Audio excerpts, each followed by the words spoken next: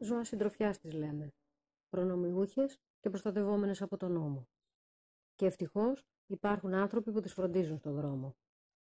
Όμως, αντιμετωπίζονται από τους περισσότερους εκεί έξω ως πολίτες τελευταίας κατηγορίας. Για τις γάτες ο λόγος.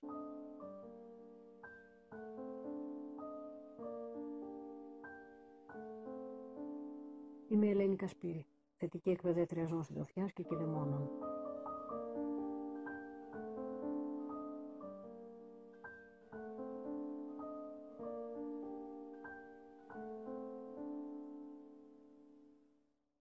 Δεν αναφέρομαι καθόλου σε ακραία περιστατικά κακοποίησης και βίας.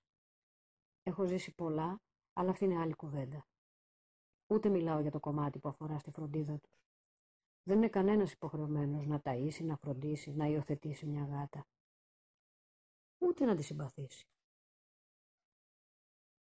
Αυτό που με στεναχωρεί βαθύτατα, 30 χρόνια που ασχολούμαι με τις γάτες και θέλω να θίξω σε αυτό το βίντεο, είναι η μεγάλη έλλειψη σεβασμού, αλλά και η απίθμενη αδιαφορία μας προς αυτά τα υπέροχα, αλλά ταλαιπωρημένα και ανυπεράσπιστα πλάσματα. Κάποιος είπε ότι η αδιαφορία είναι η σοβαρότερη ασθένεια του 21ου αιώνα.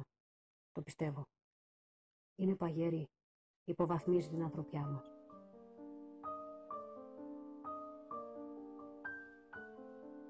Αδιαφορία είναι ο ύπνος της καρδιάς. Charles Simon Fauvar. Θέλω να αφιερώσω αυτό το βίντεο στη Φλόρα, αλλά και σε όλα τα πλάσματα που ζουν διαρκώς τρομαγμένα.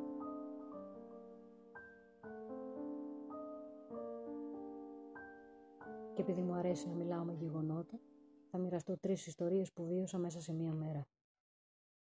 Είναι από αυτές που συναντώ σχεδόν καθημερινά και που δείχνουν τη σκληρή πραγματικότητα που βιώνουν οι γάτες μόνες και αβοήθητες.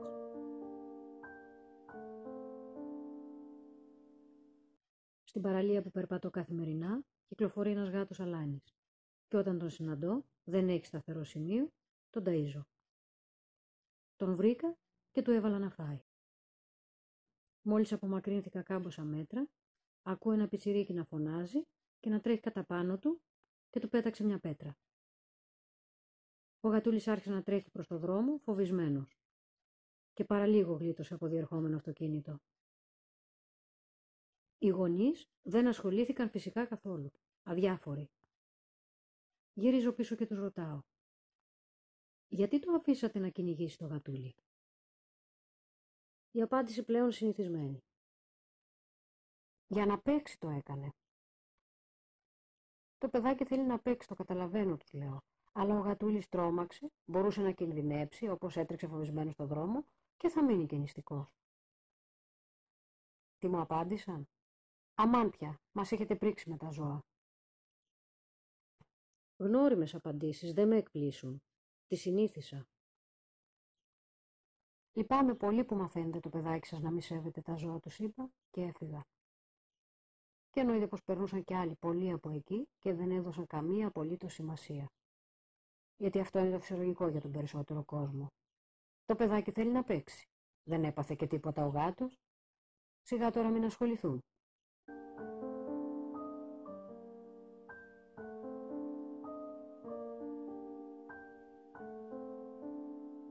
Στο δάσος έχουν μείνει ελάχιστες πλέον γατούλες που ομορφαίνουν το περιβάλλον μετά τη μαζική δολοφονία τους.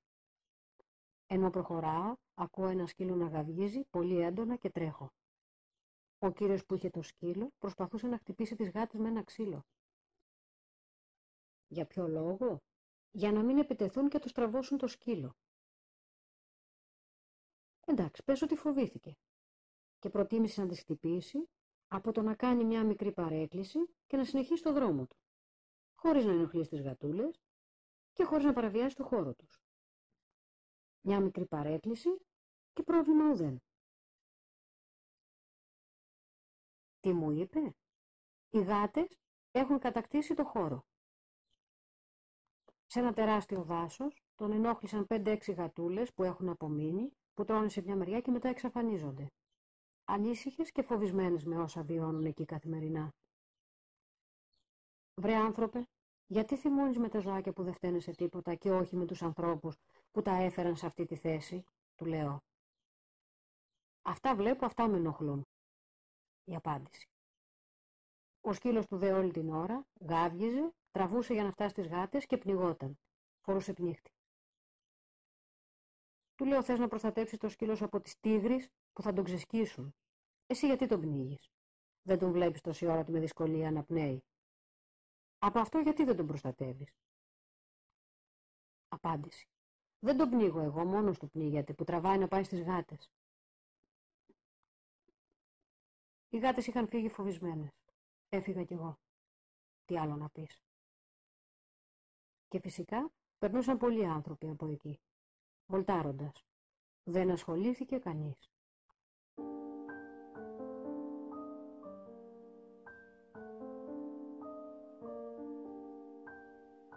Επιστρέφοντας και μπαίνοντας στο πάρκο, πέφτω πάνω σε ένα περιστατικό. Μάθημα για τους παθόντες, θα μπορούσες να το πεις. Βλέπω από μακριά ένα νεαρό ζευγάρι που έχει ελεύθερο το σκύλο, ο οποίος πήγαινε κοντά σε όποιον έβλεπε. Πλησιάζοντας, τον βλέπω να τρέχει χαρούμενος κατά πάνω σε ένα πιτσιρίκι, το οποίο φοβήθηκε, έβαλε τα κλάματα και άρχισε να τρέχει.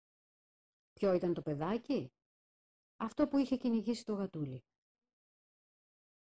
Οι γονείς το πήραν από το χέρι και μετά πήγαν να ζητήσουν το λόγο από τους σκυλογονείς, οι οποίοι εξηγούσαν ότι δεν θα το πείραζε και ότι ήθελε μόνο να παίξει. Κοίτα τώρα. Δεν τους ένιωξε καθόλου όταν το παιδί τους τρόμαξε το γατούλι την ώρα που έτρωγε, να παίξει ήθελε, αλλά έκαναν καυγά στους σκυλογονείς που είχαν ελεύθερο το σκύλο, ο οποίος επίσης ήθελε να παίξει, γιατί φόβησε το καμάρι τους. Και εδώ ακριβώς είναι που βλέπω εγώ την αδικία. Ο γάτος που είναι μόνος, άστεγος και εκτεθειμένος στη διάθεση και τα κέφια του κάθε χαριτωμένου κατά τα άλλα πιτσιρικά, και όχι μόνο, δεν έχει ανάγκη από προστασία. Κάποιον να βρεθεί και να πει τι γίνεται εδώ. Η διαφορά, υποθέτω, οφθαλμοφανής για τους περισσότερους. Άλλο ο γάτος, άλλο το παιδί. Τι να λέμε τώρα.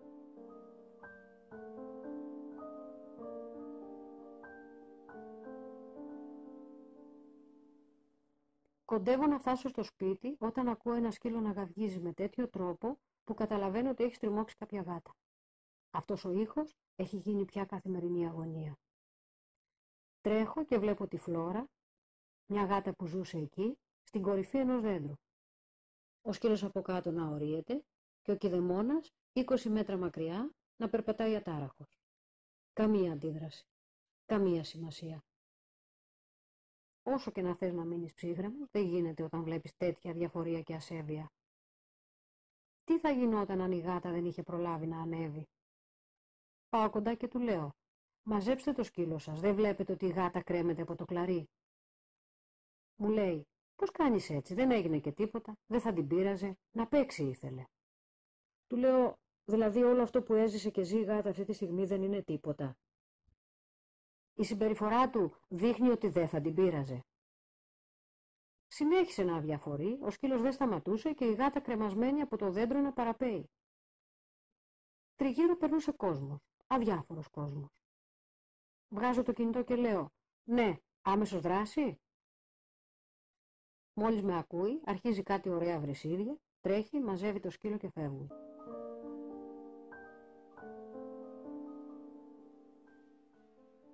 Βλέπεις παντού παιχνιδιάρικα και ανεξέλεγκτα σκυλάκια που κυνηγούν τις γάτες. Και φυσικά δεν ξέρεις τι θα κάνουν όταν θα τις πιάσουν μετά από το άγριο κυνηγητό. Επίσης, τρισχαριτωμένα αλλά και κακομαθημένα κάποιες φορές παιδάκια που τις κυνηγούν για να παίξουν, αλλά και κάποια μεγαλύτερα για να τις χτυπήσουν με πέτρες, με ξύλα, με ποδήλατα. Και οι γάτες κυνηγημένες, πανικόβλητες, τρομαγμένες, πάνω σε δέντρα, κρυμμένες κάτω από παρκαρισμένα αυτοκίνητα ή στριμωγμένες όπου βρουν. Σχεδόν καθημερινά τα περιστατικά που συναντώ. Δεν θέλω ούτε να σκέφτομαι τι μπορεί να γίνεται όλες τις υπόλοιπες ώρες. Τι ευθύνη όμως μπορείς να επιρρύψεις το παιδί και στο σκύλο? Καμία φυσικά. Οι γονείς και οι δαιμόνες είναι υπεύθυνοι, οι οποίοι στη συντριπτική πλειοψηφία τους είναι αδιάφοροι, εντελώς. Συμπεριφορές που δεν ταιριάζουν σε πολιτισμένους ανθρώπους. Αυτό το «δεν θα την πειράξει να παίξει θέλει» με εκνευρίζει τόσο πολύ κάθε φορά που το ακούω. Το ότι την τρομοκρατεί δηλαδή είναι ασήμαντο. Το ότι δεν την αφήνει να φάει αν τρώει ή μπορεί να κινδυνέψει αν βγει στο δρόμο μέσα στον πανικό της δεν είναι τίποτα. Να τρομάξει ή και να κινδυνέψει η γάτα για να περάσει ωραίο σκύλος ή το παιδί. Ή το εξυπνακίστικο που λένε κάποιοι σκυλογονείς, θα φύγει η γάτα, δεν είναι χαζή. Και αν δεν προλάβει, αν την ευνηδιάσει, αν δεν βρει κοντά δέντρο ή κάτι να ανέβει και αυτοκίνητο ή κάτι άλλο να τρυπώσει, αν έχει κάποια ιδιαιτερότητα, να μην ακούει, να μην βλέπει, να έχει κάποια κινητική δυσκολία, να είναι άρρωστη, να είναι μωρό, τότε γιατί έχουμε βρει γάτες σκοτωμένες από σκύλο? Και στην τελική τίποτα από όλα αυτά να μην συμβεί. Γιατί να της χαλάσει την ησυχία της, τη βολή της, τον ύπνο της, την ξάπλα της? Σεβασμό το λένε. Και στο σεβασμό έχουν δικαίωμα όλοι, ανεξαιρέτως. Αν κάποιος συμπεριφερόταν έτσι στο σκύλο ή στο παιδί μας, πώς θα αντιδρούσαμε? Ρητορική ερώτηση. Θα γινόμασταν έξαλλοι, το λιγότερο. Μονίμως στην τζίτα είναι οι γάτες και είναι απόλυτα φυσιολογικό σε ένα τόσο αφιλόξενο περιβάλλον. Και αν πάει κάποιος σπάνιο να τις χαϊδέψει, φυσικά δεν κάθονται. Είναι επιφυλακτικές με όλους. Πώς να εμπιστευτούν? Και μετά τους ακούς να λένε είναι άγριες, δεν τη θα σέβονται, δεν πιάνονται φίλες, είναι εγωίστριες, αδιάφορες, καλά κάνω και δεν τη συμπαθώ και διάφορα άλλα. Φυσικά, κανείς από όλους αυτούς δεν έχει μπει στη διαδικασία να ασχοληθεί και να παρατηρήσει για να τις καταλάβει τι τραβάνε εκεί έξω. Ένας Θεός μόνο ξέρει τι τραβάνε. Και αναγκάζεσαι χωρίς να το θες να μπει σε διάλογο μαζί τους και να φορτώνεσαι ένα ρόλο που επίσης δεν θες, του αστιφύλακα, και να γίνεις η κακιά της ιστορίας τους. Γιατί? Γιατί θέλησες να προστατέψεις τα ζωάκια και τους ζήτησες να μιλήσουν στα παιδιά τους και να κρατήσουν το σκύλο. Το αυτονόητο δηλαδή. Που δεν θα χρειαζόταν αν οι ίδιοι τη σέβονταν. Κι όμως πρέπει να το ζητήσεις, να παρακαλέσεις κιόλας και εν τέλει να γιουχαριστείς κι από πάνω. Ηρωνίες, βρισιές, προσβολές. Όσοι τις αγαπάμε και τις φροντίζουμε, ερχόμαστε πολύ συχνά αντιμέτωποι με την ασέβεια και την επιθετική συμπεριφορά πολλών. Όσο για τον ελεύθερο σκύλο, είμαι ο τελευταίος άνθρωπος που θέλω να βλέπω περιορισμένα ζώα. Όλοι αυτοί οι δαιμόνες που με στραβοκοιτάζουν και με βρίζουν δεν έχουν ιδέα πόσους αγώνες έχω δώσει για την ελευθερία των σκύλων χρόνια πίσω. Δεν καταλαβαίνω ότι δεν έχω τίποτα με το σκύλο τους. Να χαρεί ελεύθερος, μαζί σας είμαι, αλλά κάπως ελεγχόμενα όμως. Το να αφήνουμε το σκύλο ελεύθερο εκεί που μπορεί να κινδυνέψει ο ίδιος, αλλά και να φοβήσει αθελά του παιδάκια, γάτες, άλλους σκύλους, ακόμα και ενήλικες που φοβούνται, δεν είναι υπεύθυνη συμπεριφορά. Είναι δικαίωμα του καθένα να μην θέλει να τον πλησιάσει ο σκύλος μας. Και δική μας υποχρέωση να το σεβόμαστε. Το ακόμα πιο απογοητευτικό είναι πως μαθαίνουμε στα παιδιά, που είναι το αύριο αυτού του κόσμου, να μην σέβονται τα ζώα. Μεγαλώνουν και συνηθίζουν να μην δίνουν αξία στην κάθε ζωή. Ο Άλμπερτ Σβάιτσερ, ανθρωπιστής με βραβείο Νόμπελ για τη φιλοσοφία του περισεβασμού της ζωής, είχε πει: όποιος έχει συνηθίσει να θεωρεί τη ζωή ενός ζώντος πλάσματος ευτελή, κινδυνεύει να φτάσει επίσης και στην ιδέα για ευτελείς ανθρώπινες ζωές. Ονονοείτο, φίλοι γονείς.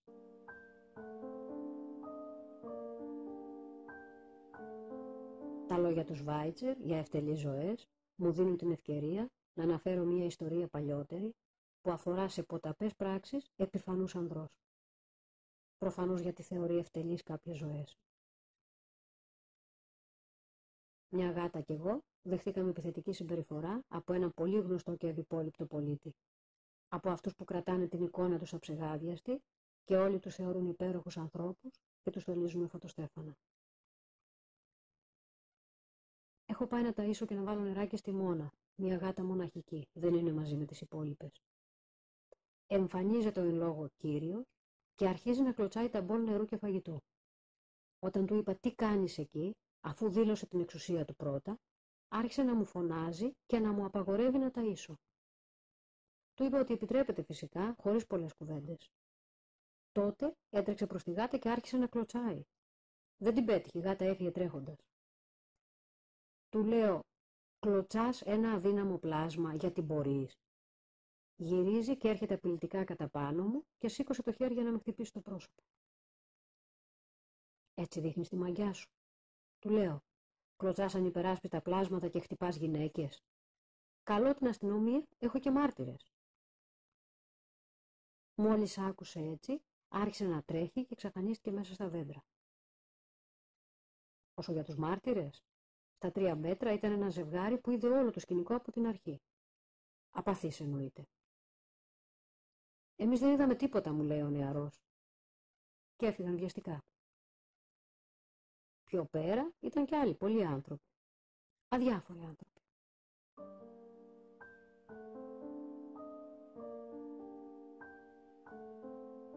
Ζούμε σε μια κοινωνία που δεν ακούει, δεν βλέπει, δεν ασχολείται.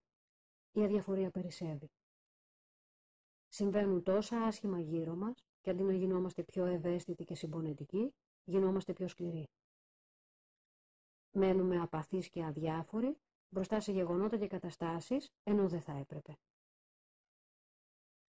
Πόσο αληθινά τα λόγια του Ούγγρου συγγραφέα Άρθουρ Κέσλερ. Είδα όνειρο. Κάποιοι με μαχαίρωσαν στον δρόμο και ούρλιαζα από τους πόνους. Φώναζα απεγνωσμένα βοήθεια. Δίπλα περνούσαν άνθρωποι, καλαμπουρίζοντας και γελώντας. Κανείς δεν με κοίταξε. Με αγγίζουν βαθιά αυτά τα λόγια. Στα περισσότερα περιστατικά που έχω βιώσει και πολύ δύσκολα κάποιες φορές, υπήρχε πάντα κόσμος εκεί κοντά. Δεν αντέδρασε κανένας ποτέ. Συνέχιζαν τη βόλτα τους ατάραχοι. Δεν βρέθηκε ούτε ένας που να δει σε αυτές τις πράξεις την ασέβεια και τη βία. Με σόκαρε πάντα αυτό. Δεν συζητώ φυσικά να πάρει κάποιος το μέρος το δικό μου. Μόνο ως ανέκδοτο θα το έλεγα. Αφού για μια πολύ μεγάλη μερίδα ανθρώπων, όσοι νοιαζόμαστε, είμαστε οι γραφικοί, οι τρελοί, οι αργόσχολοι, οι φορτωμένοι χρημάτων και οι απαλλαγμένοι προβλημάτων. Ποιος θα ασχοληθεί? Καμία ελπίδα, καμία προσμονή δεν είχα ποτέ. Μου είχε γίνει ξεκάθαρο από πολύ νωρίς αυτό. Θα ήθελα όμως, έστω μία φορά μόνο, να βρεθεί κάποιος που είναι παρόν, να ενδιαφερθεί για τις γάτες. Άνθρωπο ζητώ, που είπε και ο φιλόσοφος Διογέννης ο Κινικός. Έναν άνθρωπο που να υποστηρίξει το δίκαιο τους, να θελήσει να τις προστατέψει.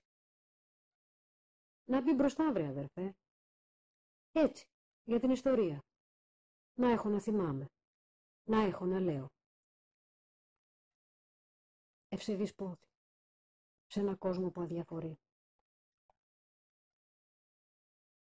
Τι συμβαίνει τελικά? Γιατί τόση απάθεια, τόση αδιαφορία?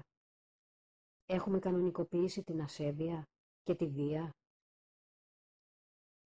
Μήπως βία θεωρούμε μόνο τα ακραία περιστατικά που παρουσιάζονται στις ειδήσεις? Οι μικρές παραβατικές συμπεριφορές εντάχθηκαν στη ζωή μας και τις θεωρούμε μέρος της καθημερινότητας. Τις ανεχόμαστε μια χαρά και τις αντιμετωπίζουμε ως κάτι φυσιολογικό. Εξοικειωνόμαστε λίγο-λίγο με ό,τι κακό συμβαίνει γύρω μας και φτάσαμε στο όριο της ανοσίας. Όπως ο μυθιδράτης με το δηλητήριο. Δυστυχώς, αυτή είναι η κανονική πραγματικότητα. Γιατί στην εικονική πραγματικότητα είμαστε όλοι ευαίσθητοι, φιλόζωοι, φιλάνθρωποι και πολλά άλλα ωραία και πιασάρικα. Η πραγματικότητα δεν μας συγκινεί. Στεκόμαστε μακριά από τη δυστυχία ζώων και ανθρώπων, αλλά γινόμαστε άλλοι άνθρωποι στα μέσα κοινωνικής δικτύωσης. Είμαστε άφταστοι στη βολική φιλοζωία και φιλανθρωπία του πληκτρολογίου. Όταν δημοσιευτεί κάτι άσχημο, τραγικό, τότε μιλάμε, σχολιάζουμε και εκφράζουμε την οργή και το θυμό μας. Καταδικάζουμε το άδικο και το κακό. Για το κυνήγι του like. Όσο πιο πολλά μαζέψουμε, τόσο πιο πολύ νιώθουμε ότι γινόμαστε αποδεκτοί και αρεστοί. Και αυτό μας αρκεί. Νιώθουμε σπουδαίοι. Στην πραγματική ζωή όμως μένουμε αδρανείς. Λείπουν οι πράξεις. Να μην ξεβολευτούμε από την άνεση του καναπέ μας. Αυτό είναι η αποτυχία της κοινωνίας.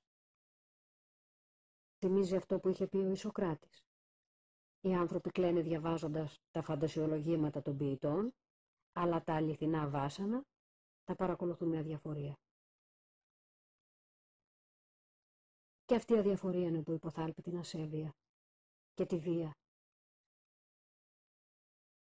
Ο Πάολο Φρέιρε, βραζιλιάνος παιδαγωγός και φιλόσοφος, έχει πει κάτι εξαιρετικό.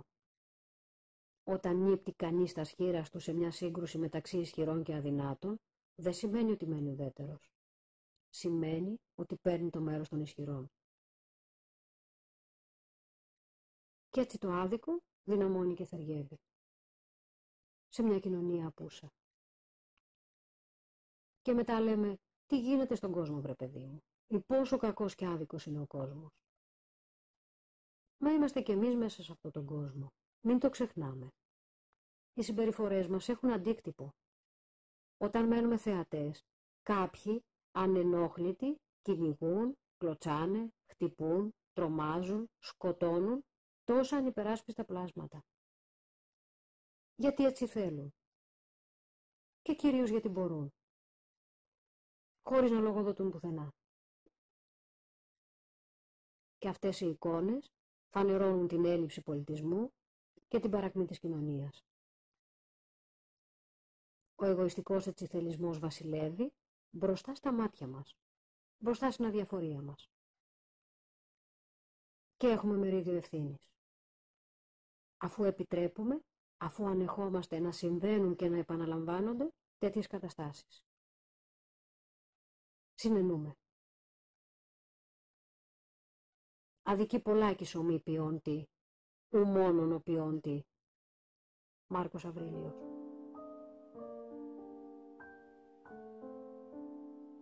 Αναρρύθμιτες κυνηγημένες και τρομαγμένες ψυχές. Δεν είναι μακριά μας. Είναι κοντά μας, γύρω μας, παντού, όλες τις ώρες. Κινούμαστε στους ίδιους χώρους. Συναντιόμαστε εκεί που τρέχουμε. Εμείς γιατί βιαζόμαστε, εκείνες γιατί φοβούνται. Στην πόρτα μας, στη γωνία του σπιτιού μας, στη γειτονιά μας, στην πλατεία, στο πάρκο, στο πεζοδρόμιο, στον κάδο που πετάμε τα σκουπίδια μας. Η παρουσία τους είναι καθημερινή, συνηθισμένη, δεδομένη. Φιγούρες που συνήθισε το μάτι μας. Κοιτάμε αλλά δεν τις βλέπουμε. Δεν καταδεχόμαστε να στρέψουμε την προσοχή και το ενδιαφέρον μας πάνω τους. Ζωές που θεωρούμε μη σημαντικές ή μήπως αναλώσιμες. Κάποιοι λέμε, αφού μπορούν να πηδάνε, να σκαρφαλώνουν, να τρυπώνουν, θα αντιβρούν την άκρη τους οι γάτες. Δεν έχουν ανάγκη. Κι έτσι ησυχάζουμε τη χαλαρή συνείδησή μας και ξεμπερδεύουμε με τις όποιες φευγαλαίες ανησυχίες και ανεπαίσθητες ευαισθησίες μπορεί να έχουμε. Και συνεχίζουμε το δρόμο μας. Ποιος όμως θα βοηθήσει αυτά τα πλάσματα να ζήσουν με περισσότερη αξιοπρέπεια εκεί έξω? Οι γάτες είναι μέρος του αστικού περιβάλλοντος. Κατοικούμε μαζί τους. Συμπεριλαμβάνονται στην καθημερινότητά μας. Είναι συμπολίτες μας. Δεν είναι παιχνίδια για τα παιδιά μας. Δεν είναι θυράματα για το σκύλο μας. Δεν είναι ντεκόρ για τους κάδους των σκουπιδιών. Ούτε υπάρχουν για να βγάζουμε τα αποθυμένα μας, για να κάνουμε το κέφι μας, για να πληρώνουν τις προκαταλήψεις μας. Είναι συμπολίτες με αδιαμφισβήτητο δικαίωμα στο σεβασμό και στην αξιοπρεπή ζωή. Ποιος θα τις προστατέψει όμως? Ο νόμος που επεμβαίνει αφού συμβεί κάτι άσχημο, αφού έχει γίνει το κακό. Και όταν, αν και εφόσον θελήσει κάποιος που γνωρίζει να καταγγείλει το περιστατικό, για να τιμωρηθεί, αν τιμωρηθεί ο δράστης, θα βρεθεί κάποιος εκεί έξω που είναι παρόν να προλάβει το κακό.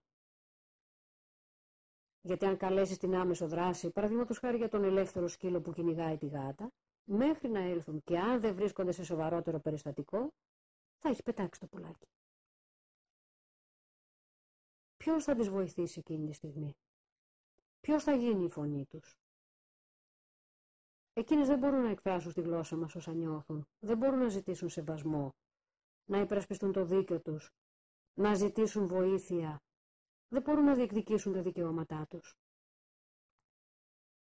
Να αναφέρω εδώ πως μια σπουδαία φιλοσοφική θέση, το πώς οραματίστηκαν κάποιοι άνθρωποι τη σχέση που οφείλουμε να έχουμε με τα ζώα, είναι η διακήρυξη δικαιωμάτων των ζώων. Το άρθρο 2 αναφέρει πως ο άνθρωπος οφείλει να σέβεται τη ζωή κάθε ζώου και να χρησιμοποιεί τις γνώσεις του για το καλό τους.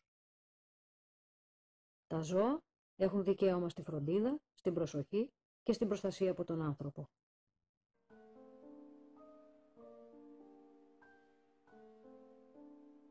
Αλήθεια τους αναγνωρίζουμε δικαιώματα. Μπα, αφού είναι διαφορετικές από εμάς και κατώτερες φυσικά. Μειονεκτούν απέναντί μας, στη λογική, στην ομιλία. Αυτά δεν επικαλούμαστε για να τις υποτιμάμε. Δεν θα τις βάλουμε ίσα και όμοια με εμάς, έτσι δεν είναι? Ούτε που θυμάμαι πόσες φορές το έχω ακούσει αυτό. Δεν έχουμε ιδέα όμως πόσες ικανότητες έχουν και πόσο χαρισματικά πλάσματα είναι. Είναι διαφορετικές, ναι, και αδύναμες μπροστά σε όσα τους κάνουμε, ναι, όμως κατώτερες δεν είναι. Και από πότε, καλοί μου συμπολίτες, οι διαφορετικοί, οι ιδιαίτεροι, οι αδύναμοι δεν έχουν δικαιώματα, δεν δικαιούνται σεβασμό, δεν χρειάζονται προστασία? Η διαφορετικότητα και η όποια αδυναμία τους δεν είναι, δεν πρέπει να είναι λόγος περιθωριοποίησης και απαξίωσης. Τουναντίον, είναι λόγος υποστήριξης και προστασίας. Αλλά για να το θέσω ακόμα πιο σωστά το ερώτημα, μας συμφέρει να τους αναγνωρίσουμε δικαιώματα? Μάλλον όχι. Γιατί χάνουμε τα προνόμια και το δικαίωμα εμείς να τις μεταχειριζόμαστε όπως θέλουμε. Και αυτή η παραγνώριση, η αμφισβήτηση των δικαιωμάτων τους, είναι που μας οδηγεί στην κατάφορη παραβίασή τους. Και για την ανάλγητη αδιαφορία μας μπροστά στην αδικία και την ασέβεια που βιώνουν, φταίει μόνο το γεγονός ότι δεν τους αναγνωρίζουμε δικαιώματα? Όχι, θεωρώ.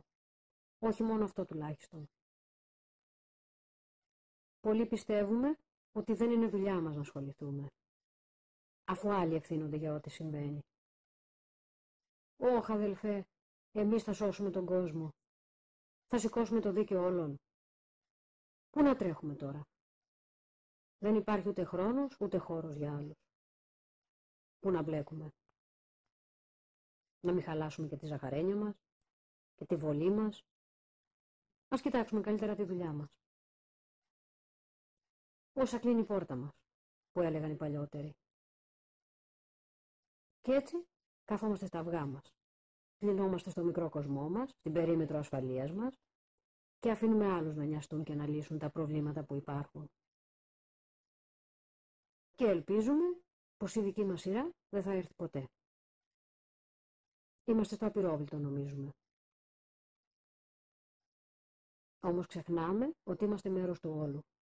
Μέλη της ίδιας κοινωνίας. Κρίκος της ίδιας αλυσίδας. Και όλοι είμαστε εκτεθειμένοι μπροστά στους κινδύνους μιας κοινωνίας που ασθενεί. Που η ασέβεια, η αδικία και η βία έχουν γίνει μάστιγα. Πόσο ασφαλείς νιώθουμε στα αλήθεια. Και πόσο απέχουμε από το να βρεθούμε εμείς, το παιδί μας, ο σκύλος μας, η γάτα μας, σε μια ανάλογη δύσκολη κατάσταση εκεί έξω. Τότε θα θεωρήσουμε τραγικό αυτό που μας συμβαίνει. Αυτό που για τους άλλους, όποιους, θεωρούσαμε ασήμαντο. Και φυσικά θα θέλουμε, θα περιμένουμε, θα απαιτούμε ανθρώπινες συμπεριφορές και ενδιαφέρον από τους συνανθρώπους μας. Θα υπάρχει άραγε κανείς εκεί για να ενδιαφερθεί? Πάντα επίκαιρη η ρίση του Γερμανού θεολόγου και πάστορα Μάρτιν Ίμελερ. Όταν ήρθαν να πάρουν εμένα, δεν είχε απομείνει κανείς για να αντιδράσει.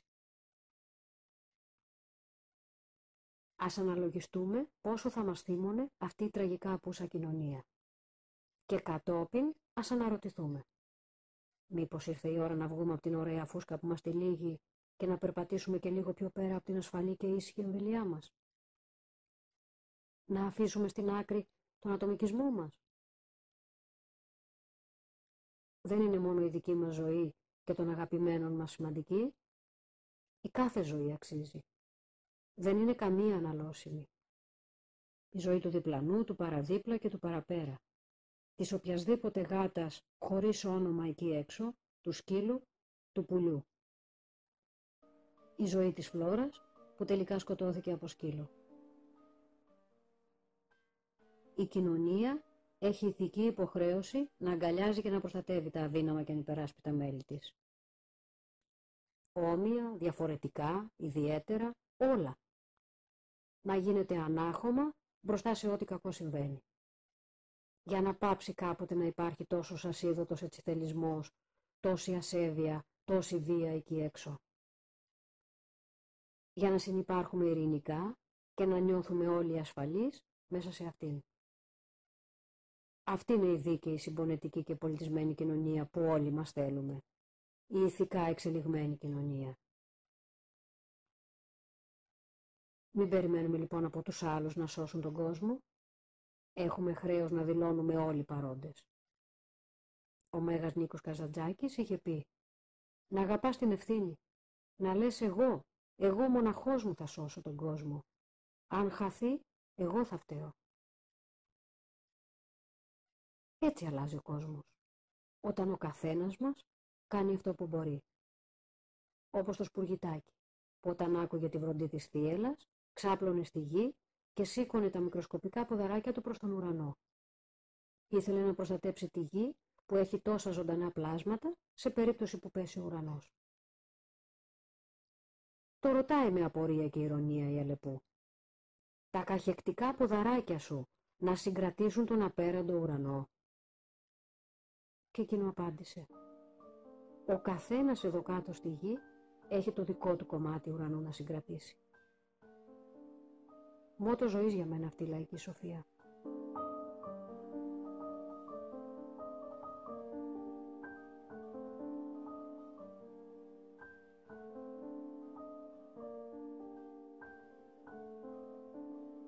Ας βάλουμε το δικό μας λιθαράκι.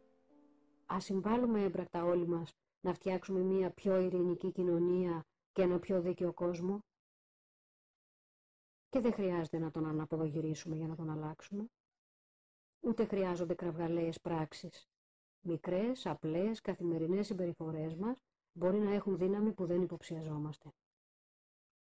Ένας λόγος μας μπορεί να είναι αρκετός για να βάλει σε έναν άνθρωπο μία σκέψη, μία αμφιβολία, ένα προβληματισμό. Μπορεί να αρκεί για να αλλάξει μία συμπεριφορά, να σταματήσει μία άσχημη κατάσταση.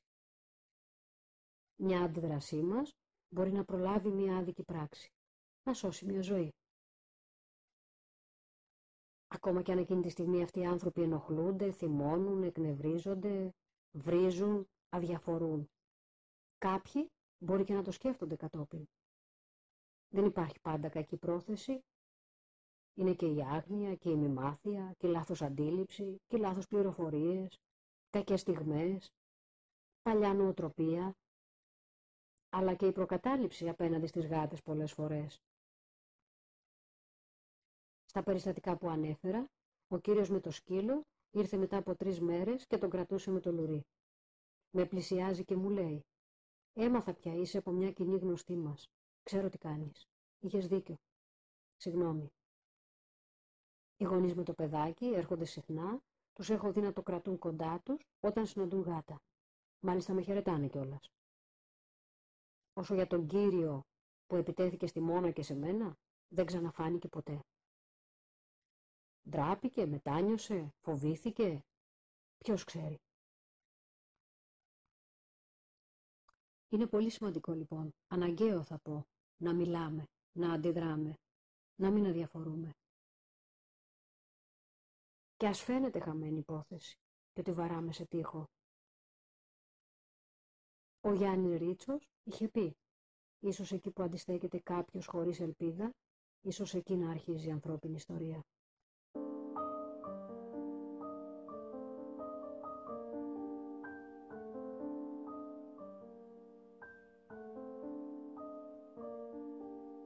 Κλείνοντας να πω πως οι γάτες αξίζουν όχι μόνο το σεβασμό και το ενδιαφέρον μας, αλλά και τον απέραντο θαυμασμό μας για όλα αυτά που ζουν και αντέχουν εκεί έξω, εξαιτίας μας.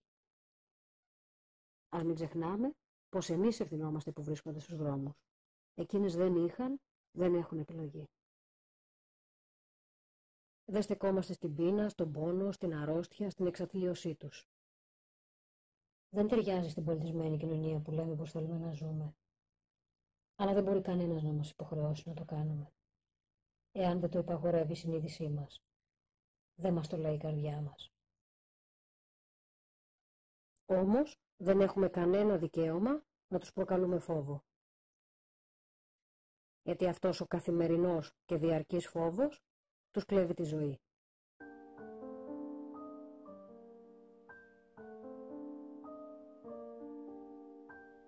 Οι γάτες είναι τα πιο αδικημένα πλάσματα των πόλεων. Περιμένουν εκείνη τη ματιά μας που δεν θα προσπεράσει, που θα σταθεί πάνω τους. Με ενδιαφέρον και με ενσυναίσθηση. Αυτή τη ματιά αποζητάνε καθημερινά. Και στις λέμε αντικοινωνικές, μοναχικές, αδιάφορες. Δεν είναι. Φοβισμένες είναι και παρεξηγημένες. Παλεύουν να επιβιώσουν ανάμεσά μας και προσπαθούν μέσα σε τόσες αντίξωες συνθήκες να κρατήσουν την περηφάνεια τους. Αρκεί μια ματιά μας με ενδιαφέρον και καλοσύνη και θα δούμε πώς γκρεμίζονται οι μύθοι. Και μπορεί εκεί έξω να τις έχουμε στο περιθώριο, όμως όσες ζουν σε σπίτια είναι κανονικές βασίλισσες. Τίποτα λιγότερο δεν τους ταιριάζει άλλωστε. Γιατί τη γάτα όταν τη γνωρίσεις, την ερωτεύεσαι ακαρία και σφόδρα.